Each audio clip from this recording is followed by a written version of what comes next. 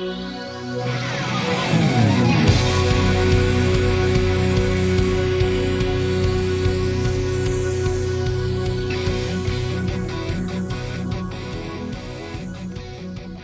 teman pemilih, welcome back to our channel. Kali ini kita akan berbincang-bincang seperti perbincangan kita di episode sebelumnya tentang info-info kepemiluan. Nah, kali ini kita akan membahas seputar pelaksanaan pemilihan serentak lanjutan di Provinsi Kalimantan Barat. Kali ini tentu saja saya tidak sendiri, ditemani dengan seorang narasumber yang merupakan anggota KPU Provinsi Kalimantan Barat Divisi Teknis Penyelenggaraan. Selamat sore Pak Erwin. Selamat sore. Langsung saja nih Pak, terkait dengan pelaksanaan pemilihan serentak lanjutan tahun 2020 di Provinsi Kalimantan Barat, tahapan verifikasi faktual dukungan bakal pasangan calon perseorangan, tahapannya dimulai sejak kapan nih Pak? Oh ya, berkenaan dengan verifikasi faktual, perlu kami informasikan di 7 kabupaten kota itu, khususnya ada 3 kabupaten yang memang hanya ada calon perseorangannya. Yang ada calon perseorangannya itu di Ketapang, di Sekadau, dan di Kapuas Hulu. Jadi tahapan verifikasi faktual itu memang calon perseorangan itu telah menyampaikan dokumen syarat dukungannya ke KPU masing-masing. Jadi setelah melakukan verifikasi faktual, maka tahapan sekarang ini dari tanggal 24 sampai tanggal 29 Juni kemarin ini dilakukan penyerahan berkas kepada PPS melalui PPK, yang kemudian berkas ini akan dilakukan verifikasi faktual di lapangan dengan menggunakan metode. Jadi nanti gini, bagi masyarakat yang memang di 3 kabupaten tadi, jangan takut ketika memang nanti ada PPS yang datang ke rumah untuk menanyakan berkenaan dengan verifikasi faktual.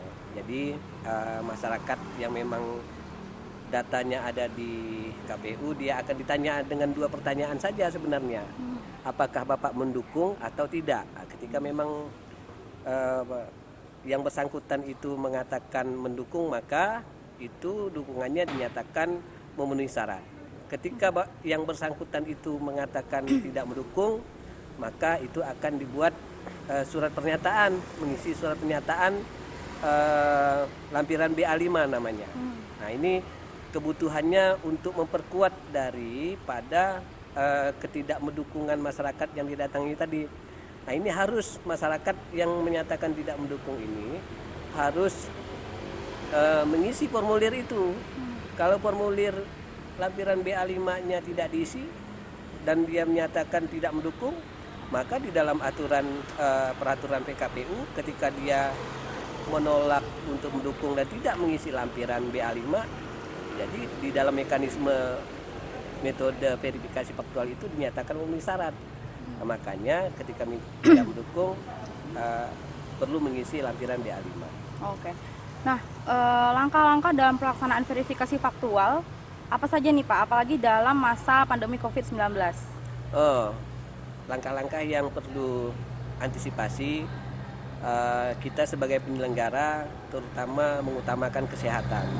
Kesehatan bagi penyelenggara itu penting. Jadi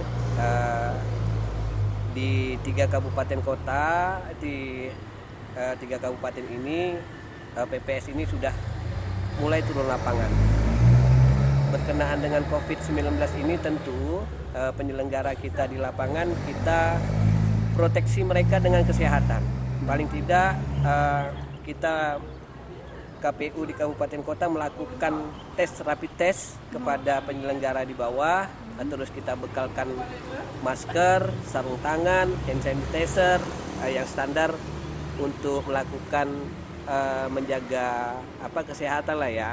Yang ini memang di beberapa kabupaten sudah berjalan semuanya. Jadi PPS selain dia juga melengkapi untuk melakukan verifikasi faktual dengan membawa formulir B11 KWK itu, kita meminta mereka juga jangan lupa membawa masker, perlindungan terhadap proteksi kesehatan mereka. Saya pikir ini penting. Jadi nanti masyarakat PPS jangan takut ketika memang nanti ketemu dengan PPS yang berpakaian lengkap seperti dokter atau mereka memakai baju apa?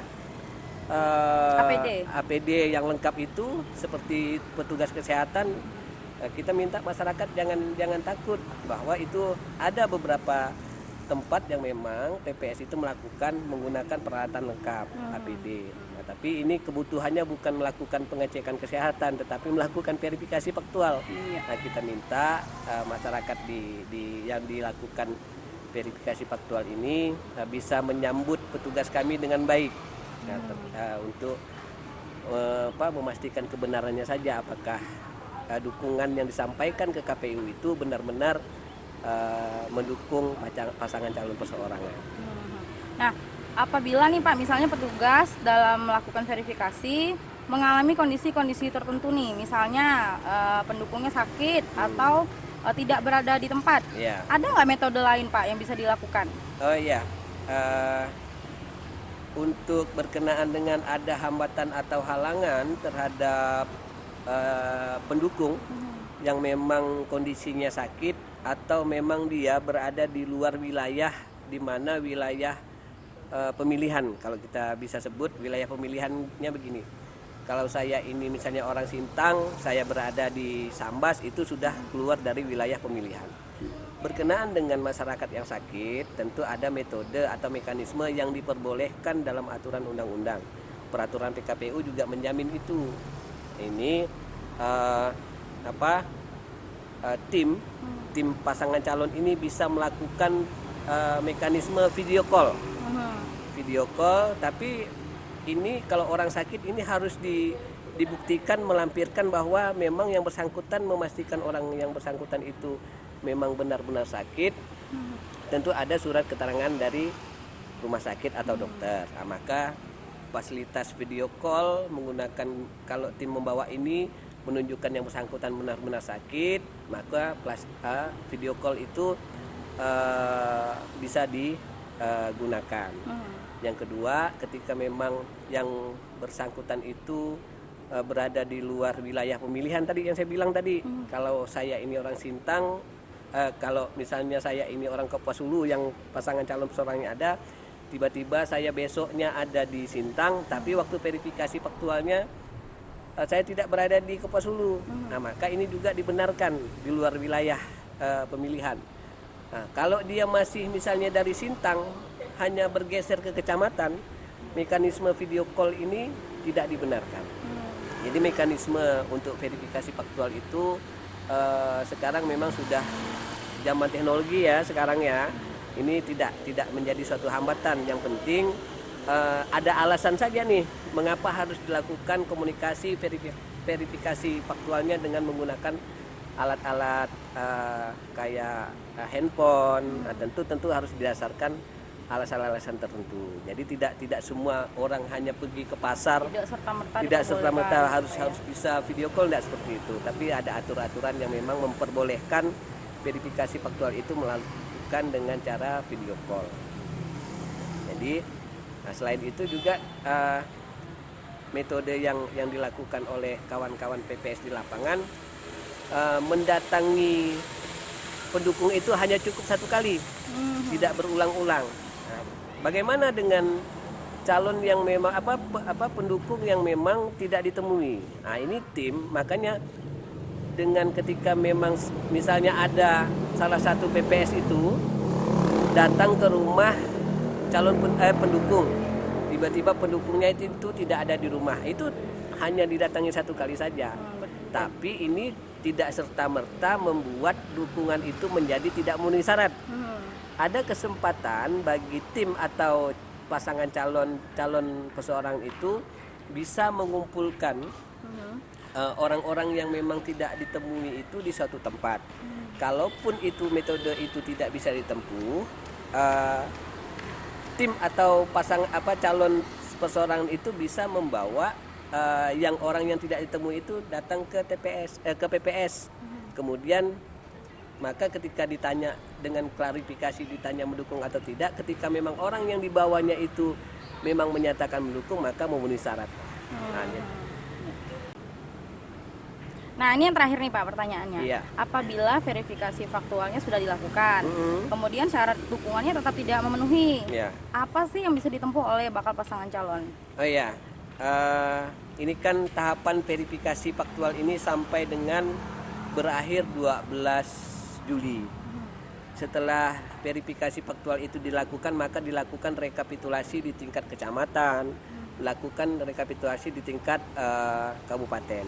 Ini akan dilihat apakah yang memenuhi syaratnya ini sudah pada batas minimal dukungan atau tidak. Ketika memang hasil verifikasi faktual yang memenuhi syarat ini di bawah dari syarat dukungan minimal yang sudah ditetapkan oleh KPU Kabupaten Kota, maka misalnya gini, dukungan minimal itu 30.000. Setelah dilakukan verifikasi faktual dia hanya mencapai 25.000. Nah, artinya kan masih kekurangan 5.000. Maka si calon itu harus bisa diberi kesempatan untuk melakukan perbaikan syarat dukungan dengan ketentuan dia harus kekurangannya misalnya 5.000, dia harus 2 kali lipat dari kekurangannya.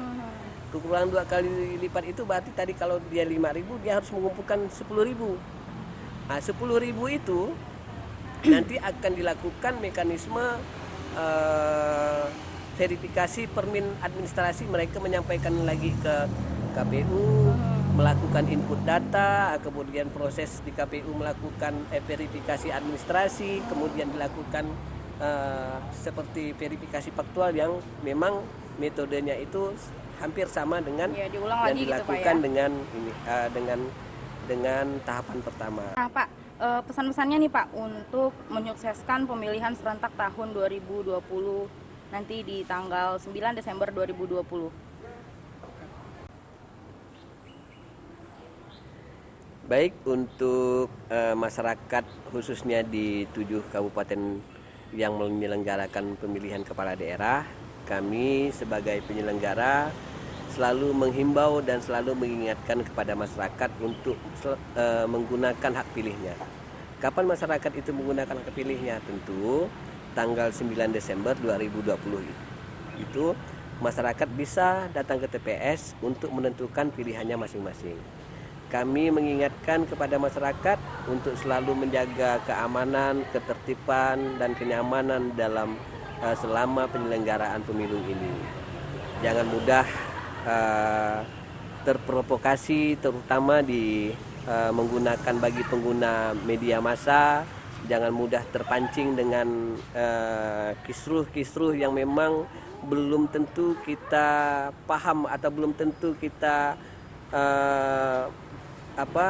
kita tahu tentang kebenarannya. Jadi kita melalui media massa gini kita harus lebih cerdik mana yang beritanya memang benar, mana berita yang memang tidak benar. Kita berharap pemilu 2020 ini meskipun dalam keadaan pandemi Covid, kita selalu tetap menjaga kesehatan. Nah, teman pemilih, sekian dulu bincang-bincang kita sore hari ini. Kita akan ketemu kembali di episode selanjutnya. Jangan lupa like, subscribe, and share. Bye!